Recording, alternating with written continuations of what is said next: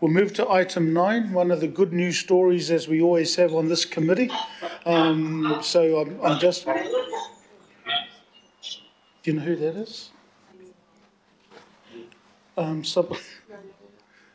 It's all good now? Sorry, there was just some background noise. So look, I just want to welcome both Davids, and I will move the item. I just want to call for a seconder. That'll be Deputy Mayor Cashmore, and I can just put it on the table for discussion.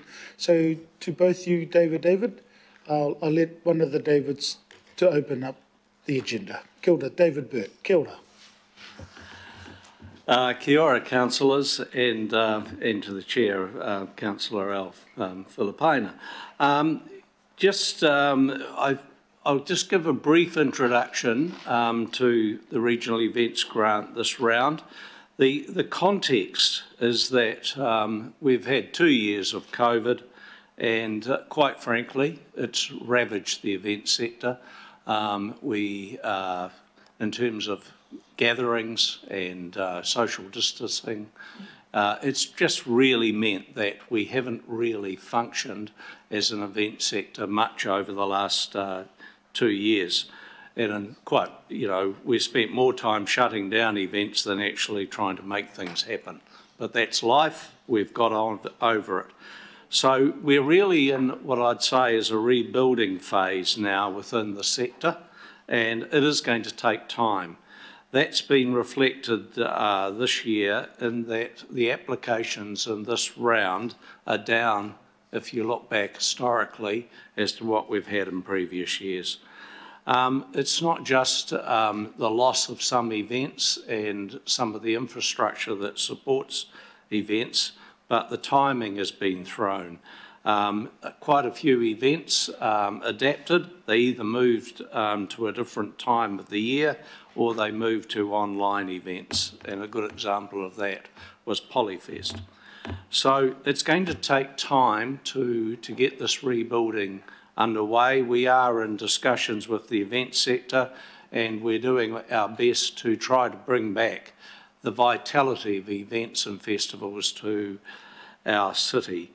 So given that context, this round is down, but we're anticipating more applications in the next round, especially in the relation to Matariki events, given that we've just finished this year. And that'll take some time to come through, but the prospects for events in the future are good. So in terms of where we are today, I'm going to hand over to David McIntosh.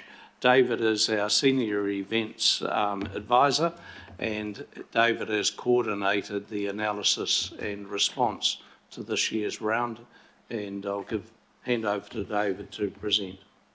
Thank you. Kia ora koutou, kia ora councillors, kia ora to IMSB members as well.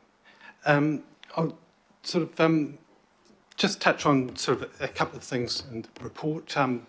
Following on from David's comments on the disruption, we are seeing it that coming through in the applications and the delays to some of them because events have been deferred or rescheduled. Some events have carried forward prior grants where they've postponed their events. We are encouraged though by the sort of the work that's going on and hope that we'll actually start to see a lift in numbers for the second round. In particular, the funding for our events with a Māori focus, we expanded the sort of information that we're presenting in the report on that, just to give an indication of where we sit compared to previous years. So the numbers, if we go back pre-COVID, the numbers in this round for those grants are about the same level, and we will be working to pick up sort of the other events in the second round if they're ready to come on stream. The other matter I'd sort of like to comment on is the increase that we're proposing for events that we regularly fund. There's 19 events of the 22 that we've funded in prior years, and some of those that we've funded for a number of years. With our budget, I think this is the 8th year of our $600,000 budget. We did have a gap in, it dropped back a couple of years ago for 1 year. We've sort of a lot of our events the funding has remained at the same level for quite some time. So in real terms, they're getting it a little bit less. We believe with the pressure that the industry's under and the sort of, reduced availability of funding, we'd like to try and increase our support a bit. That also might help go towards the increased traffic management costs that we're facing, plus health and safety impacts. On average, we're suggesting a sort of an increase of which relates to about 11% overall for those events. That's a total of about $30,000 be provided to increases there. So those are probably the key things, so happy to take any pātai. Ka pai. Any pātai? I won't do both, it'll just be pātai, so then after that I would then ask both Davids to go through. Councillor Coombe is going to be first off the block, but I just wanted to acknowledge our GM, Justine, who's also here supporting the team. Tēnā koe, Councillor Coombe. Tēnā koe te hea mana. Kia ora koroa. Thank you for the report, and I do appreciate just how difficult it is for the event sector at the moment and the recovery from the pandemic and the ongoing restrictions. My pātai is in relation to the Farmers Santa Parade, and I mean obviously the recommended amount is just over 10% of what they're seeking, and I know it's been a very ongoing conversation with the trust around maintaining the Santa Parade, and this goes back to my first year on the local board and all of the council whānau trying to support the parade. But I just wonder, with this level of funding, it probably throws into doubt the sustainability of the event going forward. So I just wonder what support is being provided from council to kind of perhaps support the trust in terms of what the next iteration of the Santa Parade might be, or how it's going to, be looked at in a way that can still be the Farmers Santa Parade, but might need to be really rethought. And I know I don't want to sort of throw. I know this is a tricky topic, and completely value the work that goes in, and from Crackerjack, Pam, and all of the trust that really put huge work in. But also the context for my pātai is around, we've got changes on Queen Street. There might be a need to kind of really rethink about the whole production and the cost, and especially with a lot of suburban centres now have their own Santa Parade, so it isn't kind of the draw card that it perhaps once was. So a lot of things in the air, but I'm sure, and I know you gentlemen are very much across this, but so the key point of my pātai is really around, if we are only providing this much funding, what is the support and what is the conversation going forward? Yes, thank you, Councillor. I can assure you that we are in regular contact with Pam Glazer from Crackerjack. In fact, I've probably had 2 or 3 conversations with her in the last 3 weeks on the Santa Parade. There's just a bit of context.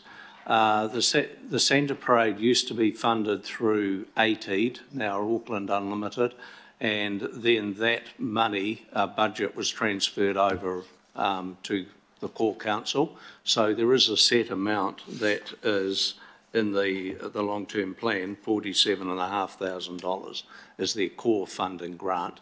Then the additional amount that they've applied for has been a long-standing support for them storing and repairing and rebuilding and tuning up the floats prior to the event. So that's what this additional amount of 17,000 was for. The council also, in terms of the centre parade, we provide all of the event facilitation and liaison with police, Auckland Transport and everyone else to make it happen. And that is quite a significant contribution. It's not monetary, but the staff working on getting a parade down Queen Street these days has its challenges. So there's that element as well. And Pam is suffering a bit from the commercial sponsorship sector. So yeah, she's under a lot of pressure. Some of the options that I have discussed with her is, does she need to continue the children's party afterwards in the square? That's one element she's looking at, and the entertainment. Could that be a separate sponsorship? And she is looking at some other commercial options, but she's been very honest. They're under a lot of commercial pressure, budgetary pressures this year, but our view was that council has made a contribution.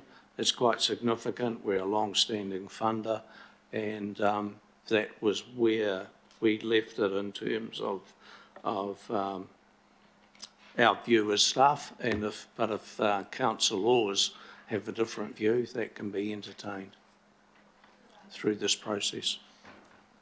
And just the context as well, that both myself and Councillor Fletcher have, from way back in the day, been in constant contact as well around how we can support this, even with AT when they were there. So, yeah, but it's going to be ongoing. Kia ora. Thank you, Councillor Coombe. Look, there's no further... Oh, yes, there is. Just come up. Tēnā koe, te rangatira Matuaga Wilcox, Pātai. Oh. Yes, thank you, Chair. My question is, I'm looking through the list. The farmers one seems to be the only one that's actually, that's actually targeted at young children. Do we have any others coming up that are targeting young children? Or are we saying the Coca-Cola one does as well?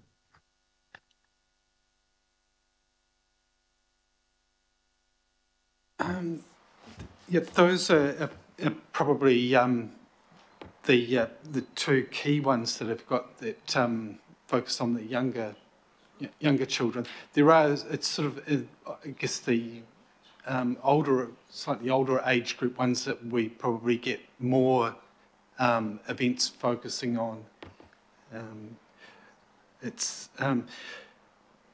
And I guess it is, for young children, they'd probably be attending some of the other events on the basis of sort of with families, and so it is something we're conscious of, but there's probably not many that directly target that very young age group.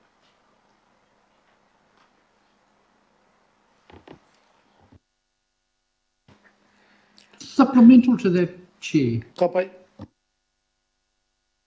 Yeah, so I suppose I'm a little bit, not disturbed, but this is our future and these are our future kids. And there's no waiting towards them. And you're quite right. I mean, the kids can go to just about anything they want to go to. But I know that the Farmers Parade and a little bit of the Coca-Cola one have been aimed, but the Farmers one especially has always been aimed at young children. I mean, the adults go there to see if they can get the free lollies as well, but I'm just going to point that out. That's all I'm going to say. Thank you. Thank you, Chair. Yes, David. It's a very good point, but I think the context again is that I look across what is an offer across Auckland, and I think you'll find that a lot of the local board events are aimed at families and young children.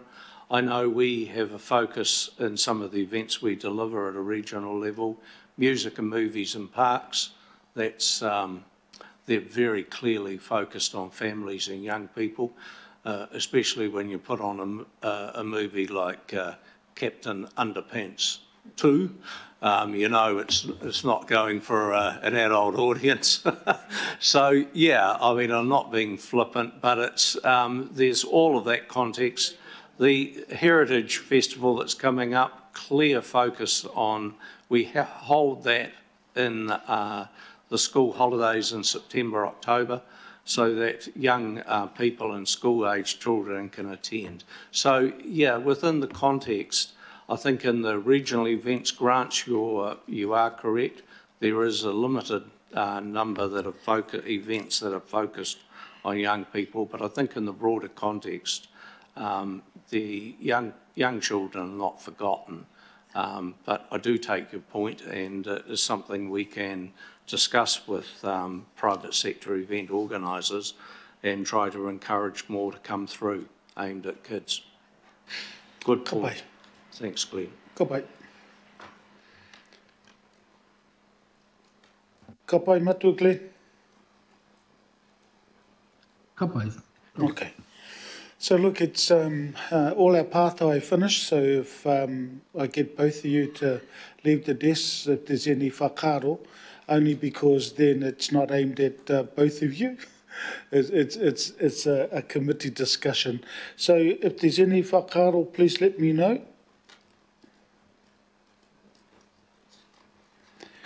Councillor Fletcher, I've just got yours. So Councillor Fletcher, whakaro for you. I want to speak briefly only to acknowledge the officers. I think one of the hardest things to do is to do allocation of grants or anything of that kind, and especially recognising the wide diversity of Auckland. And I think in light of the circumstances we've had with COVID, they've done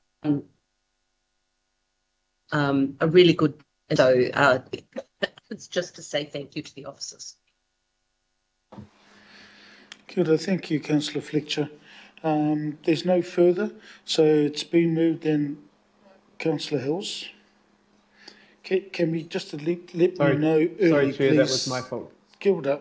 Yep, no, all good. I'm happy just to vote. I don't need to comment. Thank you.